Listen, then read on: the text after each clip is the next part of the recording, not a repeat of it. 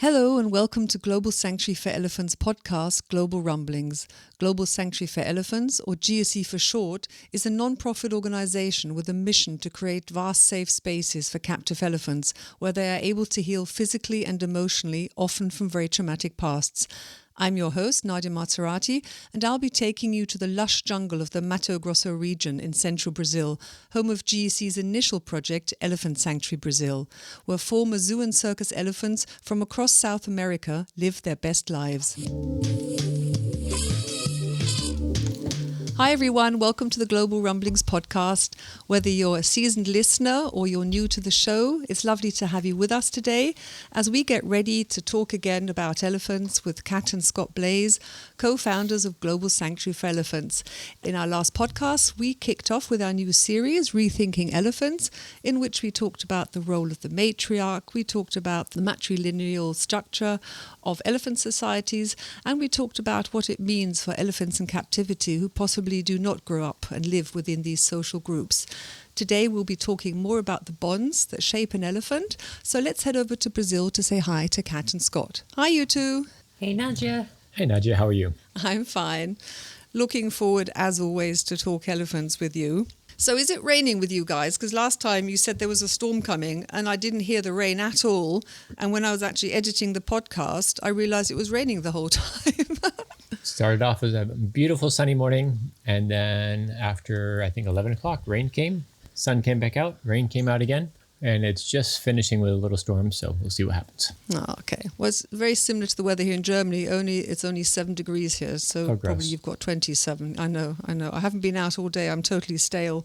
I must just poke my head out after the recording to get some fresh air. So I'd like to kick off today's podcast with a quote from Graydon Carter, a very well-known quote, which says a lot. We admire elephants because they demonstrate what we consider the finest of human traits: empathy, self-awareness, and social intelligence. But the way we treat them puts on display the worst of human behavior. A very powerful quote. And it all goes down, these traits all come down to the relationships that elephants have with each other and the bonds they form with each other, which we admire. So what can you tell us about the family bonds, the friendship bonds?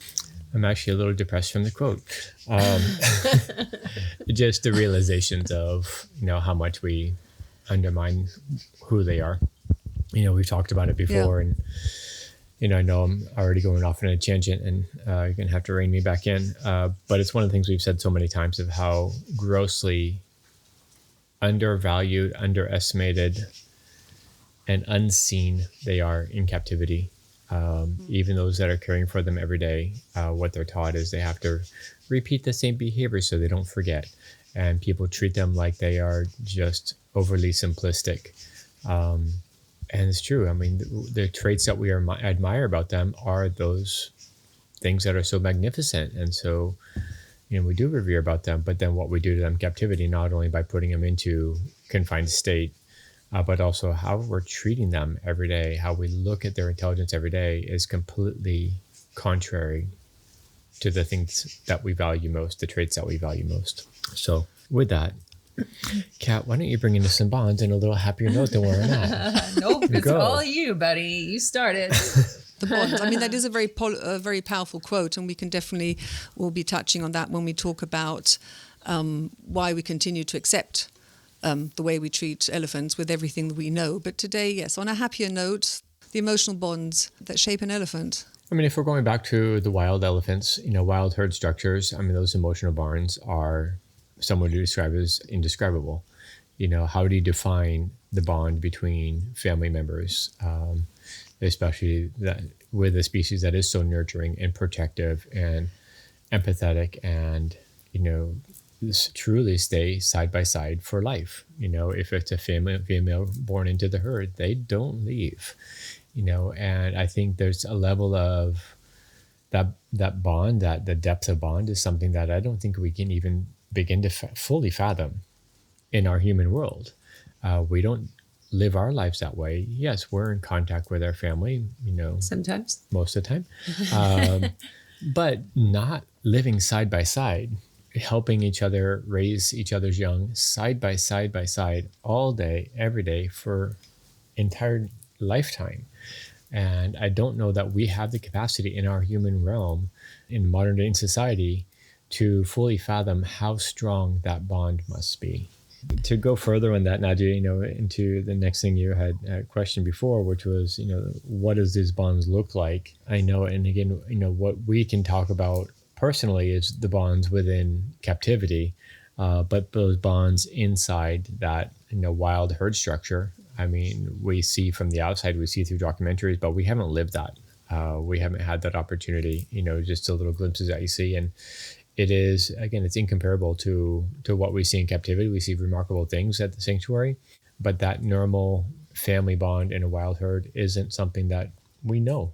I think what I found very fascinating when we were talking about the structure in our last podcast, I had to think about the Italian side of my family that, do in the past have huge families. When we get together, it was grandparents, it was cousins, it was brothers, sisters, aunts and uncles. And all the grown-ups are one end of the table and all the kids are on the other end of the table. And it was just like, it was loud, it was fun, it was laughter. But after a while, it did get sort of, very strenuous, especially for the parents. And that is something that I've never, in the documentaries I've seen, it seems that the parents or the mums and the sisters and the aunts, and they just never tend to be annoyed or, say, that's enough now, off to bed. I think that's why when I look on these documentaries, what I find very fascinating about elephants, that it's just one huge family. They're just so gracious with each other all the time. Yeah, unfortunately, captive elephants don't grow up in that. Most of them are taken away from their families around the age of 3 years old.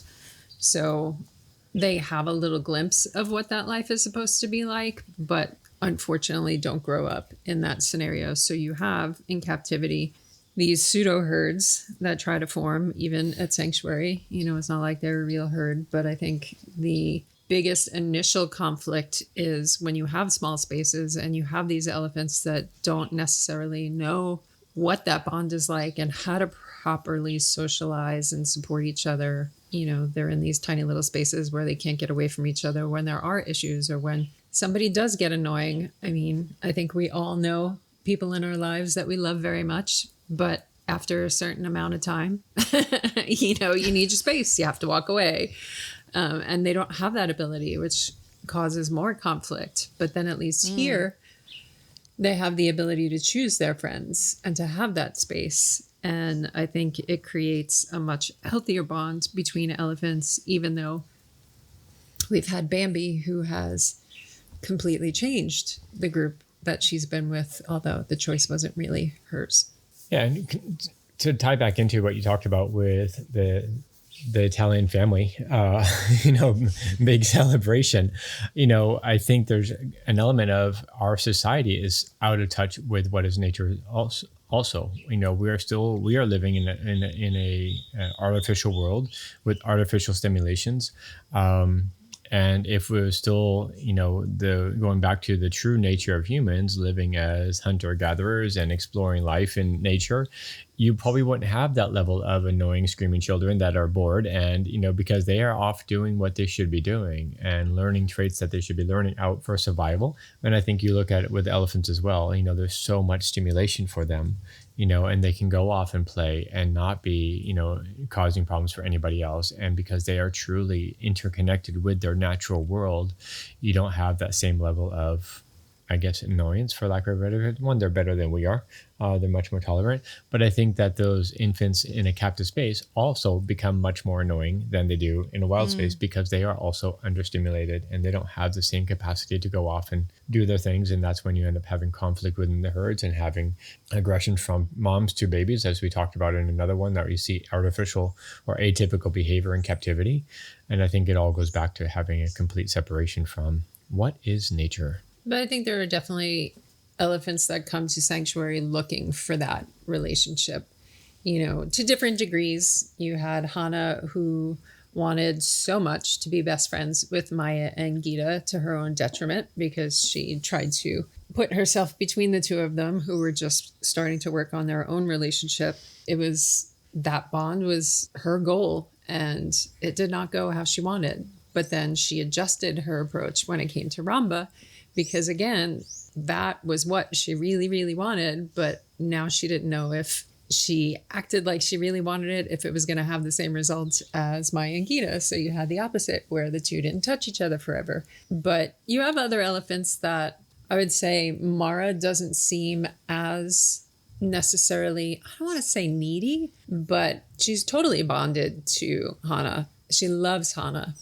but she's not maybe as dependent. Although initially when the two met, Hana was the one who was like all sorts of crazy dinosaur noises, wanting to get in the same space with Mara and be close to her. But then when they were actually able to touch each other, Hana was like, okay. And Mara was the one who just kept chasing her around, touching her with her foot, touching her with her trunk, vocalizing and so on and so forth. So in a very positive way. It wasn't like a chase, like one trying to get away and one chasing. It was, following. And oh my God, no. It was, no, but I love you. Look, here's my foot. No, but I love you. Look. Oh, yeah, I remember that episode. It's like, oh my God, take it down a notch. That desire, go back to the desire of the bond. That is so instinctual. Sure. That's what they want. That is their true nature, to be within that family. And, they don't know how that's supposed to be in captivity. They don't know what that is. They don't know what they really want sometimes, and I think Mara really likes having somebody close. She loves it when the others are there for her. She just doesn't want to be there necessarily for others in the same way. But she still is looking for that. She's lovely. She just doesn't get the two-way street sometimes. But I think it's so, so instinctual for them to want that. Even with Lady, who stayed away, that doesn't mean she wasn't looking to bond with somebody. Sure. It just was on different terms. Yeah. And if you look at Bambi, who had a very poor relationship with Mason, only because of how people were trying to force that relationship, she had a really bad experience at the zoo with being stuck in the pool and not being able to get out, and Mason being on that side and her trying to climb up walls. And, it was a fairly awful experience that essentially caused her to hide in the back of her stall. And she still, when she got here and realized she was safe, goodness, she wanted a relationship with Mara. Yeah. She was about nothing else initially. Immediately. Yeah, it wasn't like this transition over several weeks or months. It was immediately wanting that. And it happens with virtually every elephant. They are looking for that bond. That relationship, that bond. Going back to the topic of empathy, one thing that I definitely admire elephants for, and maybe that is one of the traits that makes them so close to human nature, I say, is their ability to grieve. We have these photos or these documentaries of especially African elephants coming across bones and tusks of deceased relatives, and also how you experienced your elephants, Maya when Gita passed, Hana when Ramba passed, and then Giju when Pocha passed. So can you tell us more about maybe the stories again of how elephants process grief? I think it's just like people. Everybody processes it differently. Some can go through it with grace, and others, I don't know that they ever fully heal. And we see the same thing with elephants, which the examples you gave, Maya was the one I think that struggled the most. When we were in Tennessee and Shirley and Jenny died, and everybody kind of had this expectation that Shirley would fall apart, and she didn't, which is great. But her and Bunny bonded while Jenny was down. And then it was when Bunny passed away that Shirley really was affected in the way we expected her to when Jenny passed away. And she didn't want any elephants to come and socialize with her. She would leave, and we could be around her, but not super close. But she seemed to want someone there at a distance, just in that space. And with Maya, she just emotionally closed down, for sure, I think. And this is, of course, putting human stuff on them, and not fully, but how we saw it They spent 40 something years together and had a terrible relationship. Maya was the one who was dominant. She would knock her down. She would beat her up. They came here, and within 24 hours, they were a completely different pair. Gita was able to forgive, move on. And I think I would assume that there is a fair bit of sadness associated with the fact that you had a very poor relationship with this being for decades. And then, they allow this friendship, and compared to the 40 years, 45 years before where your relationship was terrible, I mean, it was a really short time for them to be so close, and for her to open herself up and feel what that type of friendship felt like. And as we all know, when you have really beneficial and wonderful emotions, when you lose those, the pain is substantial. And she definitely closed down. So what is it with elephants or African elephants? I've only seen the documentary African elephants touching remains of other elephants, tusks and bones. What does that tell us about memory and bonds? Are they able to smell who it is? What does science say? Honestly, don't know, Nadia. I mean, for me as an individual in this, I live in a world where I don't feel I need to know all those answers. Sometimes drives people crazy here. It's like I don't absolutely need to know exactly what's going on with an elephant. We have an idea. We can't possibly know what's going on in their brains. So if we're trying to get a pinpoint answer, then we're actually sometimes searching too hard instead of it just being a generalization of, it's impressive to watch what goes on with them.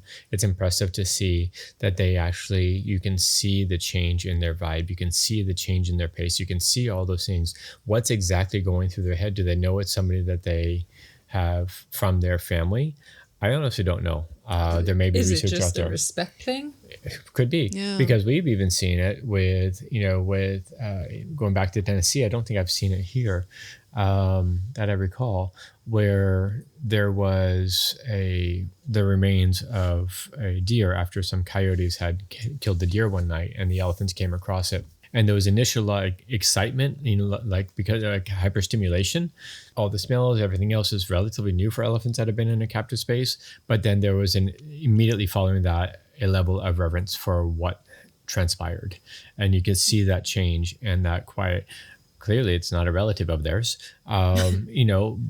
Is it just because they're recognizing that this is something, an individual, a sacred individual that had passed? Does it have to be an elephant? Do they do that with other bones? They might do it with other carcasses as well.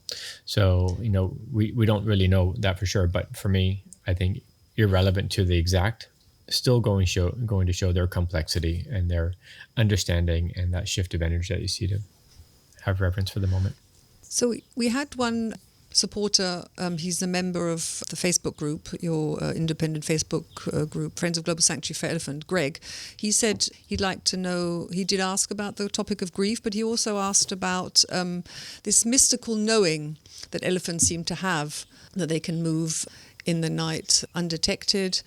And I remember you talking about Barbara was an elephant at Tess, who I think it was a couple of weeks before she died, seemed to spend time with each individual elephant, I'll say saying goodbye, quote unquote.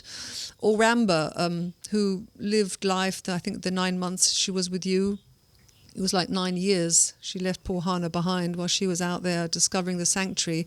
Or Pocha when she came. She wasn't well, but we all didn't know how unwell she was, how sick she was. She stepped back and let Gigi take the lead and make friends and build those bonds. So is that just like anthropomorphism? Do elephants really know things or sense things? What is your experience with over 45 years with elephants? Is there that mystical... Well, I'm not quite old enough for 45 years yet. I'm getting there. Over 35 Between years, the both yes. Okay. Between both of us, okay, that works. I will say one quick thing before Scott goes in whatever direction he's going. I don't know that I would label it as mystical. I think, again, going back to what Scott touched on earlier, there is just a connection to each other, to nature, to everything surrounding them that they haven't lost like humans have. So I don't know what you would call it, but I think there is just this awareness, connectedness that they have that we can't really fathom at this point because we're so far removed from it, or at least most people. Yeah. So herding cats, Nadia, there's so many different directions to go with this. First off, you mentioned, is it anthropomorphism to label it this way? I think it's just an observation. And we put those observation into terms that we can communicate with each other. So we're trying to communicate what we are seeing. I'm not putting that on them. I'm not trying to define what it is in a absolute term. That may be adding human qualities to it, but we have to speak in words that we are familiar with. And so we're speaking to humans about this. Human to human conversation about an observation that we see is vastly different than what I would say anthropomorphism of labeling behavior as a specific emotion. What we can do is very generalized. This is what we see. Barbara, she just seemed to have a way of knowing what life was going to bring. She changed everyone that entered her path, elephants and humans. She had a huge impact on everybody. And she's just one of those individuals that seem to have a sense of knowing. Can we prove that? No. But it's just like people. I mean, sometimes you meet somebody who could be 12 and just has this feeling of being a really old soul, or having this presence about them where you're like, you feel like you could be this 80-year-old, old man with the knowledge of an entire lifetime in this little body. And, we get the same feeling from certain elephants. Gita was another one. She felt like she was so connected to everything and just had this understanding of everything that you can't really comprehend or explain. So let's talk a little bit about Barbara, which may eat up all this episode and the next one as well. Barbara we haven't got that much time, but go on. We can extended version here. She's just magic. There were several stories of her long before she passed away. One time, Sissy had crossed the creek for the first time, did not have confidence to come back across the creek. 2 inches of water. A couple meters wide, but she could not get herself to go across the creek again. And we tried. Sissy did almost drown in her days at the zoo in a big flood, so she had reasons that she had a fear of water. We can go into the extended version and talk about Sissy as well and all that it took to do that. But the really beautiful part about this is Sissy is several hundred meters from the barn, several hundred yards from the barn, and Sissy was on her way back. It's getting dark.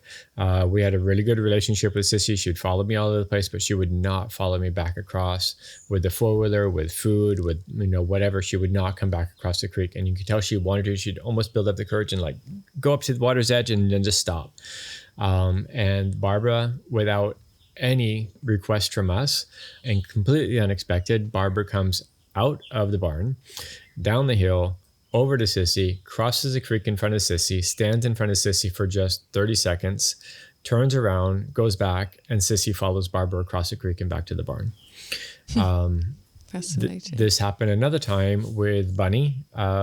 We can talk about Bunny for years also. She was the one who had nosebleeds because she was so excited. Nosebleeds. Bunny was amazing.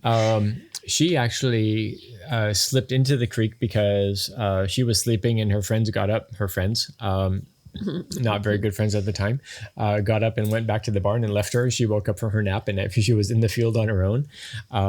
And Barbara, same thing. And Barbara had not spent very much time with Bunny at that point. Barbara was a great solitary wanderer. She did interact with everybody. She was all over that property, all on her own. Same thing. And even further away from the barn at night, came across, went down into the creek bed, went up to Bunny, turned around, and Bunny followed her right back in. So it's twice that she kind of had that type of behavior. Who knows what other type of magical things she did for the other girls on the way. And she had already started a shift. She wasn't wandering as much. She started having edemas in her body. She had a lot of swelling. Everything seemed to be slowing down a little bit. But we did not know that she was close to passing. But we saw this change where she was then interacting with all of the elephants more. We just thought it was a change in her behavior. She was interacting with all the elephants more. And then she was pulling one elephant to the side each day And over the 2 weeks before she passed away, she pulled one elephant, and then the next day another elephant, and the next day another elephant, and that happened over a 2 week period. And then she ended up, declining rapidly and passed away. And then you stand back, wonder, is like, was that intentional? As intentional as she lived her life, as influential as she was, as impactful as she was for all of us as humans, but with the behavior that we saw with other elephants, it just raises the question of, was there more to this than we initially thought? And was this an intentional saying goodbye? We don't know, but it's a behavior that we have never seen. And it's an elephant that we know had a level of wisdom that was truly undefinable. Yeah. Oh, beautiful. We are running out of time. Sorry, I'm the timekeeper as well. So, we could talk for ages, but that is what this series is about, taking a step away from day-to-day happenings at the sanctuary, taking a broader look, and picking your brains and pulling all the expertise and all the memories and all the beautiful stories you have. So in our next podcast, we can maybe talk more about the knowing, the sense, and also then slowly move on to the topic of communication, which is a huge topic, which we might spend maybe 1 or 2 episodes on. So what have you got planned for the rest of the day before we do get cut off? I haven't asked you that for ages. Caregiver training. Normally on Saturdays we do a sit down round table discussion, talk about different things, different topics, different elements, sometimes about individual people, and then sometimes about general elephant care, all kinds of. So I have actually no idea what topic they're going to bring to the table today, so we'll see what that is. The caregivers pick the topic, so okay, that's not determined. Most of the time. Sometimes we throw something in their lap, but and then later on this evening we have a evening chat with our Pathfinders. Our Pathfinders are monthly donors. I believe that it starts at $10 a month. Mm-hmm. And so I think it's once a year, we offer for those Pathfinders, they can join us for an evening chat where the Pathfinders send a bunch of questions before, and then we try to answer as many of those as we can. And they always come up with questions during as well. I think both years, last year we went over because there was when we were supposed to be done, there was 4 questions left. So we tried to quote unquote rush through those, which never works super well. But we try to get to everybody's questions, and people end up asking different questions while we're talking because, as is our typical type of conversation, you go in different directions, and then that makes people think about other questions. So it's fun. It's a chance to just get that more intimate conversation that we don't normally get to have. And it's actually really enjoyable for everybody, I think. I know we enjoy it. And then normally it's at sunset or just before sunset, so you can watch the sun go down over the hills and watch everything change throughout the sanctuary. However, we have lots of cloud cover today and lots of rain, so we may not have a sunset, but we should have a nice chat nonetheless. I know this year, for the first time, they did more of a push for getting people signed up for Pathfinders. So they had different gifts and bonuses for different levels of signing up for Pathfinders. I don't know what those rewards are. I know some of it was hats or totes and other things. And I'll check the emails and I'll put the link into the show notes regarding that Pathfinder, because $10 a month is very fair, very reasonable, and supporters have the wonderful 1-hour chat with you. Yeah, we had a supporter actually put forward the money for all of the gifts. So none of that is coming out of the sanctuary's pocket. That was all taken care of by a supporter, and it's the same supporter who agreed to match any of the sign-up gifts. So if somebody decides they want to do $10 a month, it turns into $20 because of her. Oh, that's wonderful. Yeah. Okay. Well, very nice. Fantastic. Okay, I'll let you go. We've only got 2 minutes before we do get cut off. So have a lovely rest of your afternoon, and we'll catch up whenever your time permits for the next podcast. Sounds good, Nadia. Thank you very much. It's always a pleasure. Bye, Nadia. Okay, bye. As we wrap up this week's episode, a reminder that you can stay up to date with current events at the Sanctuary by following GSE on their various social media channels. You'll find all the details in the show notes or directly on their website, globalelephants.org. Thank you so much for your support, and until we meet up for our next episode, take care.